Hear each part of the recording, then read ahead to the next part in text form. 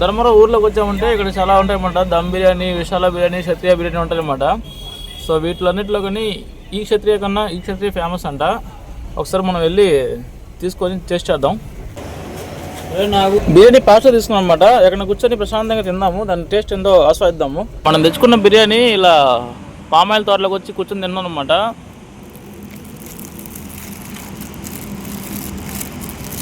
ఇది చిట్టిముత్యాల రైస్, ఇది మామూలు రైస్ కాదు, చిట్టిముత్యాల రైస్ బిర్యానీ అంట. చూద్దాం ఎలా ఉంటుందో.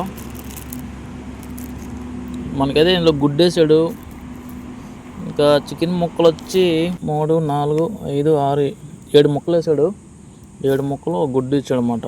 దీంట్లో అన్ని ఫ్లేవర్స్ ఉన్నాయన్నమాట. ఎగ్, చికెను, జీడిపప్పు వేసాడు, దాంతోపాటు రొయ్యలు వేసాడు అనమాట.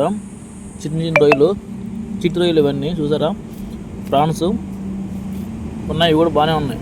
చిట్టి ముత్తలు వేసింటే ఇలా ఉంటుంది అన్నమాట. తిని చూద్దాం సరే ఎలా ఉందాం.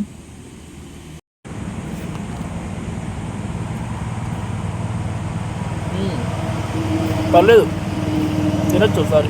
ఫైనల్గా నేను చెప్పేది ఏంటంటే, రెగ్యులర్ బిర్యానీ తినే వాళ్ళకి ఇది అంత టేస్టీగా అనిపించకపోవచ్చు, ఎందుకంటే ఆల్ మిక్స్లు ఉంటుంది కాబట్టి కొంచెం ఎబ్బెట్గా ఉంటుంది. ఒకసారి అయితే పర్లేదు ట్రై చేయొచ్చు.